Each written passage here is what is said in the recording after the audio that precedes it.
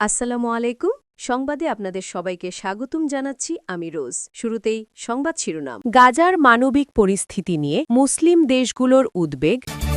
শান্তিপূর্ণ বিক্ষোভে গুলি করলে ইরানে হস্তক্ষেপ করবে যুক্তরাষ্ট্র, ট্রাম্প। ইরান বিক্ষোভকারীদের হত্যা করলে যুক্তরাষ্ট্র তাদের উদ্ধার করতে আসবে, ট্রাম্প। চিকিৎসকের নির্দেশনার 4 গুণ বেশি মাত্রায় ওষুধ সেবন করছেন ট্রাম্প, হাত ঢাকছেন মেকআপে। গাজার মানবিক পরিস্থিতি নিয়ে মুসলিম দেশগুলোর উদ্বেগ। ফিলিস্তিনের গাজা উপত্যকার মানবিক পরিস্থিতি ক্রমেই অবনতির দিকে যাচ্ছে। এমন পরিস্থিতিতে এবার তীব্র উদ্বেগ প্রকাশ করেছে পাকিস্তান, সৌদি আরব, মিশর, ইন্দোনেশিয়া, জর্ডান, কাতার, তুরস্ক ও সংযুক্ত আরব আমিরাত। খবর আনাদলু এজেন্সি। এক যৌথ বিবৃতিতে দেশগুলোর পররাষ্ট্রমন্ত্রীরা জটিল আবহাওয়া, সীমিত মানবিক প্রবেশাধিকার এবং দৈনন্দিন জীবনের জন্য প্রয়োজনীয় দ্রব্য সরবরাহের গুরুতর ঘাটতির কথা তুলে ধরেছেন। বিবৃতিতে বলা হয়, ভারী বৃষ্টিপাত, ঝড় এবং তীব্র শীত ইতোমধ্যেই গাজার ভঙ্গুর মানবিক পরিস্থিতিকে আরও সংকটাপন্ন করে তুলেছে। একই সঙ্গে জরুরি উপকরণ প্রবেশে বিলম্ব, মৌলিক পরিষেবা পুনরুদ্ধার এবং অস্থায়ী আবাসন স্থাপনের প্রচেষ্টাকে মারাত্মকভাবে ব্যাহত করছে। পররাষ্ট্রমন্ত্রীরা সতর্ক করে জানান, বর্তমানে প্রায় ১৯ লাখ বাস্তুচ্যুত মানুষের জন্য গাজায় যে আশ্রয়কেন্দ্রগুলো রয়েছে তা পর্যাপ্ত নয়। তার ওপর বন্যার কারণে প্লাবিত শিবির, ক্ষতিগ্রস্ত তাঁবু, ধসে পড়া ভবন এবং তীব্র ঠান্ডা তাদের জীবনকে আরও অসহনীয় করে তুলেছে। সেই বিবৃতিতে ইসরায়েলের প্রতিও আহ্বান জানানো হয়েছে যেন জাতিসংঘ এবং আন্তর্জাতিক বেসরকারি সংস্থাগুলো এনজিও গাজা ও পশ্চিম তীরে টেকসই, পূর্বাভাসযোগ্য এবং নিরবিচ্ছিন্নভাবে কাজ করতে পারে। পাশাপাশি জাতিসংঘ ও আন্তর্জাতিক এনজিওগুলোর কার্যক্রমে বাধা সৃষ্টির যে কোনো প্রচেষ্টা গ্রহণযোগ্য নয় বলেও বিবৃতিতে উল্লেখ করা হয়। শান্তিপূর্ণ বিক্ষোভে গুলি করলে ইরানে হস্তক্ষেপ করবে যুক্তরাষ্ট্র, ট্রাম্প। মার্কিন প্রেসিডেন্ট ডোনাল্ড ট্রাম্প বলেছেন, ইরান যদি শান্তিপূর্ণ বিক্ষোভকারীদের গুলি করে এবং সহিংসভাবে হত্যা করে তাহলে ওয়াশিংটন হস্তক্ষেপ করবে। শুক্রবার ২ জানুয়ারি নিজের ট্রুথ সোশ্যাল প্ল্যাটফর্মে ট্রাম্প বলেন, যদি ইরান শান্তিপূর্ণ বিক্ষোভকারীদের গুলি করে এবং সহিংসভাবে হত্যা করে, যা তাদের রীতি, তাহলে যুক্তরাষ্ট্র তাদের উদ্ধারে এগিয়ে আসবে। আমরা লকডাউন এবং লোডে আছি, যেতে প্রস্তুত। এই বিষয়ে আপনার মনোযোগের জন্য আপনাকে ধন্যবাদ। আনাদলু এজেন্সির প্রতিবেদন অনুসারে ফার্স নিউজ এজেন্সি ও মানবাধিকার গোষ্ঠী হেঙ্গাও বিক্ষোভকারীদের সঙ্গে নিরাপত্তা বাহিনীর সংঘর্ষে হতাহতের খবর দিয়েছে। দক্ষিণ পশ্চিম ইরানের লর্ডেগান শহরে 2 জন নিহত হয়েছে, আজনাতে 3 জন এবং কুহদশে 1 জন নিহত হয়েছে। নাম প্রকাশে অনিচ্ছুক স্থানীয় এক কর্মকর্তার বরাত দিয়ে ফার্স গতকাল বৃহস্পতিবার জানিয়েছে, চাহারমহল এবং বাখতিয়ারির লর্ডেগান এলাকায় 150 জনেরও বেশি লোক জড়ো হয়ে সরকার বিরোধী স্লোগান দিচ্ছিল এবং সরকারি ভবনে পাথর নিক্ষেপ করেছিল। কর্মকর্তা বলেন, পুলিশ হস্তক্ষেপ করার পর কিছু বিক্ষোভকারী নিরাপত্তা বাহিনীর ওপর গুলি চালায়, এতে বেশ কয়েকজন কর্মকর্তা আহত হন। সংঘর্ষের সময় 2 জন নিহত হন। তেহরানের বাজারে বিদেশি মুদ্রার বিপরীতে ইরানি রিয়ালের দাম নিম্নমুখী হওয়ার মধ্যে গত 28 ডিসেম্বর বিক্ষোভের খবর পাওয়া যায়। প্রেসিডেন্ট মাসুদ পেজেশকিয়ানও জনসাধারণের অসন্তোষ স্বীকার করে বলেছেন, বর্তমান অর্থনৈতিক সমস্যার জন্য সরকার দায়ী। কর্মকর্তাদের প্রতি আহ্বান জানিয়েছেন, তারা যেন যুক্তরাষ্ট্রের মতো বহিরাগতদের দোষারোপ না করেন।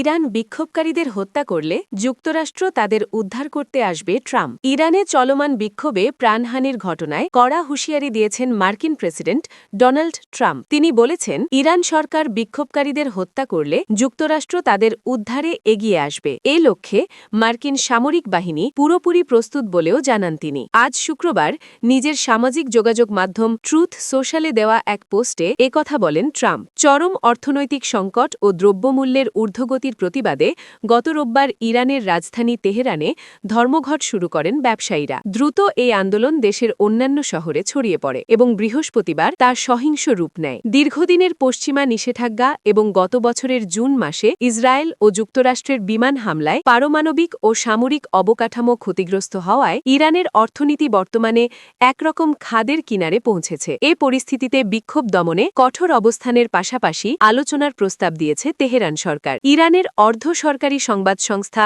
ফার্স নিউজ জানিয়েছে, নিরাপত্তা বাহিনীর সঙ্গে সংঘর্ষে লোরদেগান ও আজনা শহরে অন্তত ৫ জন নিহত হয়েছেন। এছাড়া কুহদাস্ত শহরে বিক্ষোভকারীদের হামলায় নিরাপত্তা বাহিনীর এক সদস্য নিহত হওয়ার খবর দিয়েছে দেশটির রাষ্ট্রীয় টেলিভিশন। বিক্ষোভের এই পরিস্থিতির দিকে ইঙ্গিত করে ট্রাম্প তার পোস্টে লেখেন, শান্তিপূর্ণ বিক্ষোভকারীদের ওপর গুলি চালানো এবং তাদের হত্যা করা ইরানের পুরনো অভ্যাস। যদি তারা আবারও এমনটি করে তবে যুক্তরাষ্ট্র তাদের উদ্ধারে এগিয়ে আসবে। আমরা পুরোপুরি প্রস্তুত এবং যে কোনো পদক্ষেপ নিতে তৈরি আছি। দীর্ঘদিনের পশ্চিমা নিষেধাজ্ঞা এবং গত বছরের জুন মাসে ইসরায়েল ও যুক্তরাষ্ট্রের বিমান হামলায় পারমাণবিক ও সামরিক অবকাঠামো ক্ষতিগ্রস্ত হওয়ায় ইরানের অর্থনীতি বর্তমানে একরকম খাদের কিনারে পৌঁছেছে। এ পরিস্থিতিতে বিক্ষোভ দমনে কঠোর অবস্থানের পাশাপাশি আলোচনার প্রস্তাব দিয়েছে তেহরান সরকার।